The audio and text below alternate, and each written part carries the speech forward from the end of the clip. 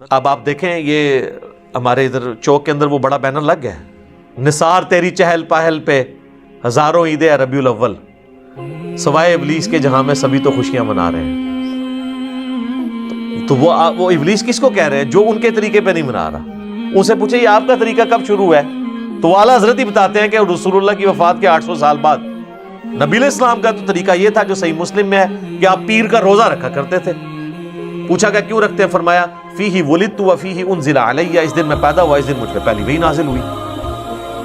اور یہ پوری دنیا کا راشن اکٹھا کر کے کھا رہے ہوتے ہیں روزے کی بجائے، اور اس کو نام دیا ہوتا ہے انہوں نے عید کا۔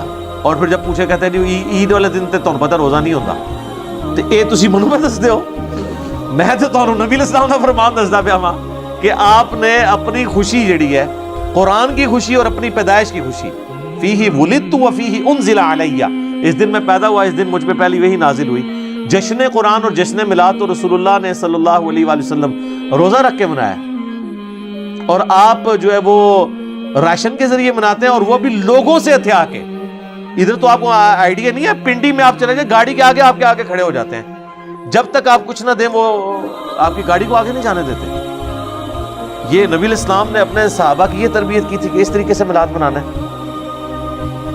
اب انہوں نے دین کے طور پہ اڈاپٹ کیا ہوا ہے، اور پھر کہتے ہیں دیکھیں نا جی دو گھر ہیں، ایک کے اندر میلاد ہو رہا ہے کہ نہیں ہو رہا، تو ظاہر ہے کہ جو کر رہا ہے اسی کو خوشی ہے، جو نہیں کر رہا اس کو نہیں خوشی۔ تو سر پھر اس کی اپنے دعائی ان کو دی ہے نا کہ سر ربیع الاول میں تو یہی کیس ہے، لیکن ربیع الاول سے 2 مہینے پہلے محرم بھی گزرا ہے، 2 گھر تھے، ایک گھر کے اندر ماتم ہو رہا تھا اور آہو بکا تھا، نوحہ ہو رہا تھا، دوسرے گھر کے اندر جو ہے وہ ٹی وی بھی چل رہا تھا۔ یہ والا گھر شیعہ کا تھا، یہ بریلویوں کا تھا۔ تو آپ بتاؤ کہ محبت اہل بیت کس میں ہے؟ جس گھر میں نوحہ ہو رہا ہے اور لوگ رو رہے ہیں حضرت حسین علیہ السلام کو یاد کر کے، یا اس گھر میں کہ جہاں پہ نہ کوئی نوحہ ہے، تو کیا کہیں گے کہ جی اس طرح کے طریقے سے تو نہیں محرم منانا ہوتا، تو اس طرح کے طریقے پہ میلاد بھی نہیں منانا ہوتا۔ آپ ویسے کنٹرول انوائرمنٹ میں پروگرام کریں، محرم میں بھی کریں، میلاد میں بھی کریں، جلسے کریں، سیرت کے اوپر، سورت کے اوپر، میلاد کے اوپر ہم بھی کرتے ہیں پروگرام، لیکن یہ جو آپ نے باقی ایکٹیویٹیز پھر اس کو دنیاوی برتھ ڈے کے ساتھ ریلیٹ کر کے، اور یہ ساری کی ساری ایکٹیویٹیز اسی طریقے سے 11ویں شروع کی ہوئی ہے، ابھی تو 11ویں کا مہینہ آنا ہے، اگلا مہینہ جو ہے وہ 11ویں کا آ جانا ہے، اس کے بعد پھر مہینہ آ جاتا ہے جناب معراج النبی کا۔ تو یہ پورا سال ہی معاملات چلتے رہتے ہیں، ایکٹیویٹیز رہتی ہیں، پورا سال رہتی ہیں۔ تو ایکٹیویٹیز کے اندر پورے کے پورے دین کو ڈال دینا، اور دین کی اصل سے آپ روگردانی کر لیں۔ آپ یہ شیعہ کی بھی آپ مساجد کے باہر سے گزریں تو آپ کو ہر تیسرے دن کوئی نہ کوئی دیکھ کھڑکتی ہوئی سنائی دے گی، اور بار اتنی مشکل اردو کے اندر جو ہے وہ ایسے ایسے الفاظ لکھے ہوئے ہوں گے کہ بندہ کہتا ہے یہ پتہ نہیں یار کون سا دین کا ہے، ٹھیک ہے؟ تو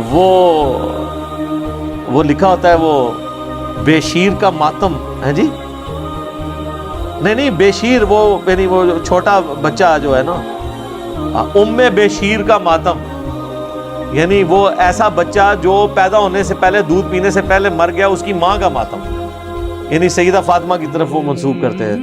اتنے مشکل الفاظ لکھے ہوئے ہوتے ہیں اور وہ ختم ہی نہیں ہوتے، پورا سال اس طرح کے معاملات چلتے رہتے ہیں۔ لیکن آپ کہیں کہ نماز پڑھ لیں یا باقی دین کو پریکٹس کر لیں، تو نہیں سر وہ تو بہت مشکل کام ہے، وہ تو آپ چھوڑ دیں۔ تو دین کا بالکل جنازہ نکال کے رکھ دیا ان ایکٹیویٹیز نے۔ ان ایکٹیویٹیز کا دین کے ساتھ کوئی تعلق نہیں ہے، ہم تو صرف آپ کو سمجھا رہے ہیں کہ مرنے سے پہلے اے مسلمان کر لے اس پہ غور، کتابوں کا خدا اور ہے، بابوں کا خدا اور۔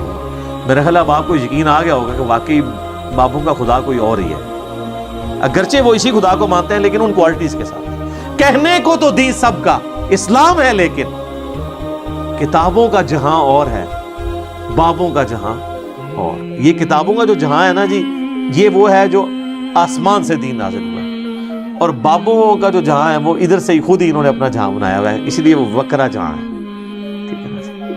تو اس کا ایک اپنا ہی جہاں ہوتا ہے، وہ کہتے ہیں اس کا اپنا ایک جہاں ہوتا ہے اور وکرا جہاں ہوتا ہے۔ تو سر آپ دیکھ لیں پھر وکرا جہاں کا کیا رزلٹ نکل رہا ہے، ٹھیک ہو گیا جی؟ یہ ساری باتیں آپ اللہ اور اس کے رسول کو جا کے بتائیں کہ جنہوں نے ان چیزوں کو مشروع نہیں فرمایا، ورنہ تو ہم کہیں گے کہ بخاری اور مسلم میں حدیث ہے کہ اذان کی آواز سن کے شیطان جو ہے بھاگ جاتا ہے. تو کیا تکلیف ہے کہ عیدین کی اذانیں نہ دی جائیں, کہ بعض لوگوں نے تو پڑھنی صرف عید کی نماز ہوتی ہے, تو کیا خیال ہے شروع نہ کروا دیں اذان, شیطان کو بھی بھگائیں. تو ہمیں کیا کہا جائے گا کہ رسول اللہ نے نہیں دی, ثابت نہیں. اس ثابت کو چھوڑو یار, حلال کام ہے کیوں نہ کریں, پھر آپ کو ہمارے والی ڈیفینیشن ماننی پڑے گی. جنازے کی اذان کیوں نہ دیں؟ اچھا اس میں انہوں نے ایک ایکسکیوز نکالا, جی جنازے کی اذان جو ہے نا جی, وہ جب بچہ پیدا ہوتا ہے نا, جو اذان دی جاتی ہے نا وہ اس وقت ہو جاتی ہے. کولو ہی گل بنا لی نے, کہانی بنائی ہوئی ہے. ٹھیک ہے جی, تو جتنی مرضی کہانیاں بنائیں, کہانیاں بناتے جائیں. اس طرح کی ایکٹیویٹیز کو نبی علیہ السلام نے ایک جملے سے ہی ختم کر دیا. صحیح مسلم میں حدیث ہے 2005, امام باقر علیہ السلام جو امام زین العابدین کے بیٹے ہیں اور مولا حسین کے پوتے ہیں, انہوں نے روایت کیا جابر بن عبداللہ سے, اور امام باقر سے ان کا بیٹا امام جعفر روایت کرتے ہیں. 2005 نمبر حدیث کے نبی علیہ السلام جب کبھی بھی خطبہ دیتے تو فرماتے اما بعد فإن خیر الحدیث کتاب اللہ وخیر الہدی ہدی محمد صلی اللہ علیہ وآلہ وسلم وشر الامور محدثاتها وکل محدثۃ بدعہ وکل بدعۃ ضلالہ وکل ضلالۃ فی النار. آگاہ ہو جاؤ, سب سے بہترین کلام اللہ کی کتاب ہے, سب سے ہدایت یافتہ راستہ محمد صلی اللہ علیہ وآلہ وسلم کا ہے, بدترین کام وہ ہیں دین میں جو خود سے داخل کیے جائیں, اس طرح کے تمام کام بدعتیں ہیں, تمام بدعتیں گمراہیاں ہیں, اور تمام گمراہیاں جہنم میں لے جانے والی ہیں. اللہم اجرنا من النار, آمین. تو جب آپ نے فرما دیا کہ ہدایت یافتہ راستہ میرا ہے, کل کو کوئی شخص جو ہے مغرب کے 3 کے بجائے 4 فرض پڑھے اور کہ جی میں نے زیادہ ہی پڑھے, اس میں کون سا غلط کام کیا؟ نہیں. نبی علیہ السلام کے بتائے ہوئے میں آپ نے خود سے چیزیں نہیں ایڈ کرنی. بخاری اور مسلم دونوں میں حدیث ہے من احدث فی امرنا ھذا, جس نے ہمارے تعلیم کی ہوئی دین میں کوئی چیز داخل کی فہو رد, تو مردود ہے. ہاں دین اصل اپنی جگہ پہ موجود رہے, آپ اس کو فیسیلیٹیٹ کریں تو آپ کو ثواب ملے گا.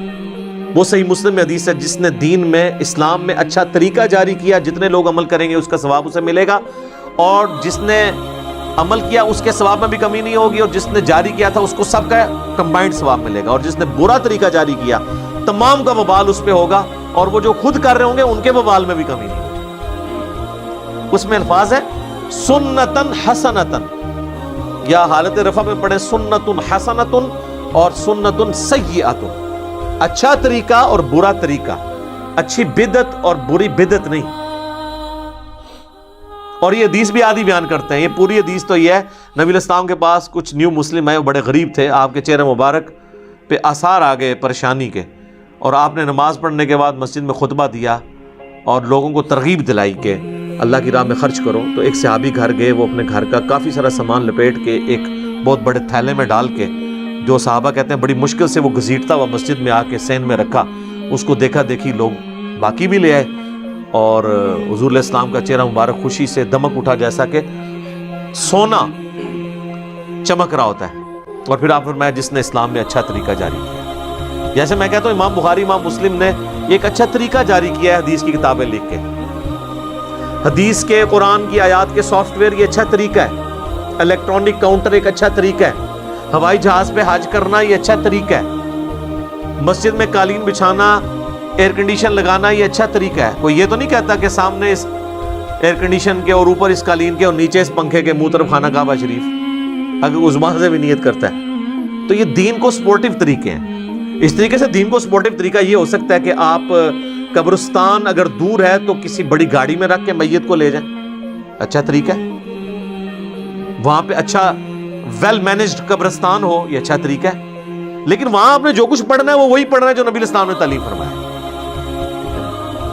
اس طریقے سے قبر کھودنے کے لیے لیٹسٹ انسٹرومنٹ کو یوز کرنا وہ ٹھیک ہے, لیکن قبر ہی کھودنی ہے آپ نے, مردے کو آگ نہیں لگانی, وہ سنت نہیں آپ نے بدلنی. تو اچھا طریقہ اور چیز ہے, اچھی بدعت اور چیز ہے. باقی یہ جو سہارا لیتے ہیں نا صحیح بخاری سے کہ حضرت عمر نے تراویح کی جماعت کے لیے کہا تھا نعم البدعۃ ھذہ, یہ کتنی اچھی بدعت ہے.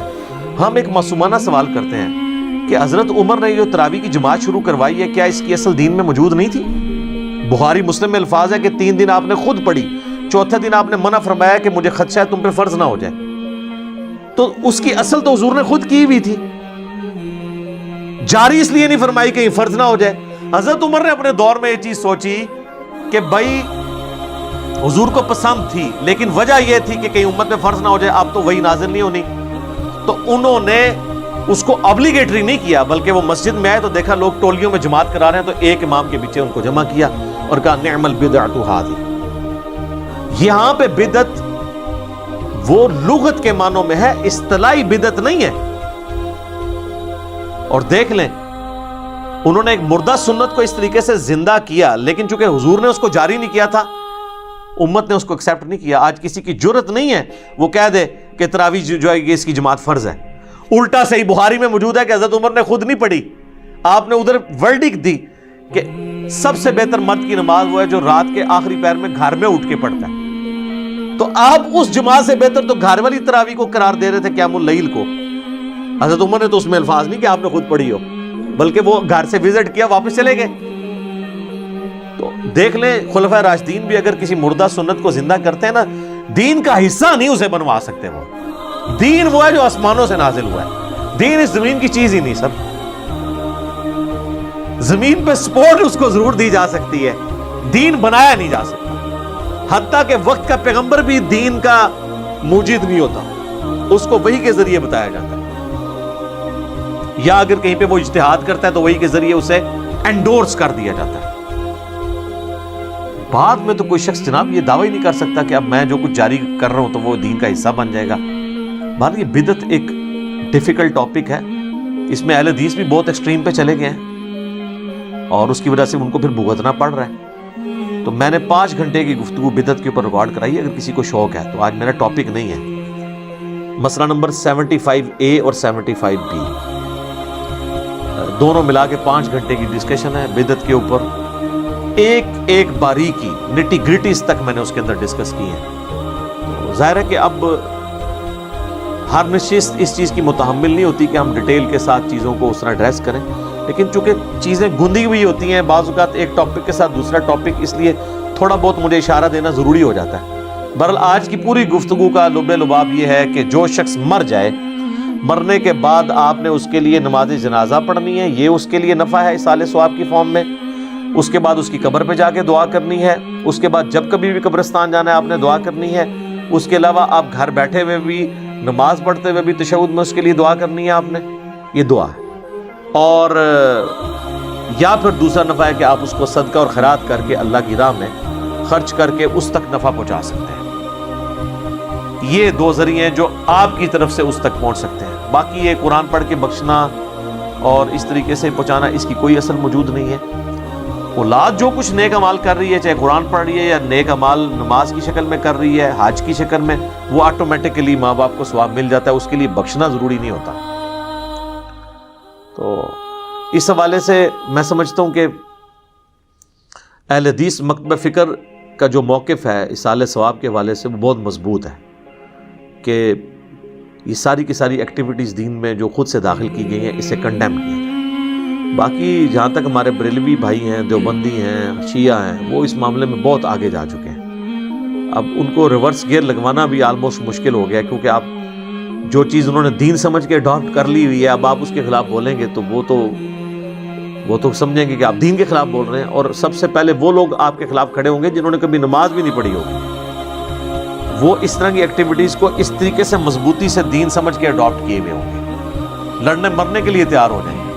آپ دیکھتے ہیں کہ کئی جنازوں کے اوپر جھگڑا ہو جاتا ہے کہ جی جنازہ کس سے پڑھوانا ہے۔ ایون اگر وہ اس کے اوریجنل جو ولی ہیں اپنے بیٹے، اگر وہ کتاب و سنت کے منہج پہ آئے ہوئے ہیں اور وہ جنازہ پڑھا کے تو اجتماعی دعا نہیں کراتے، تو ساتھ کے رشتہ دار جو ہے نا 3-4 بندے لے کے سائڈ پہ ہو کے دعا مانگنا شروع کر دیتے ہیں۔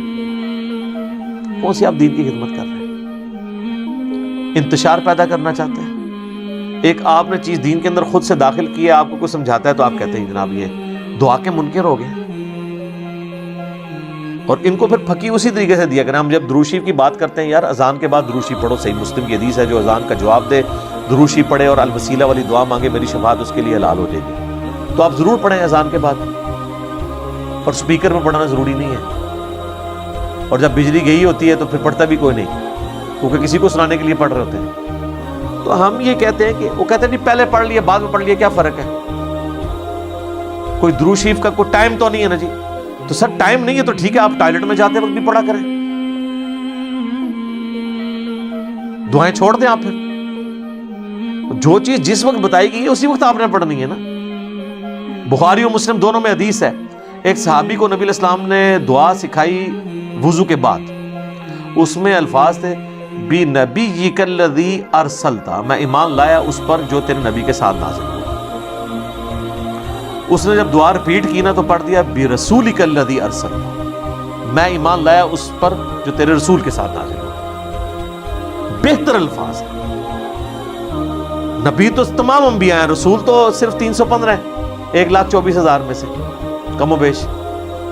تو نبی علیہ السلام فرمایا تم نے میرے الفاظ کیوں چینج کیے؟ تم وہی پڑھو جو میں نے سکھایا۔ اس نے نہیں آگے سے آرگومنٹ کیا کہ یا رسول اللہ یہ تو بہتر الفاظ ہیں، ان کو پتا تھا کہ نبی علیہ السلام کے الفاظ نہیں چینج کرنا ہے۔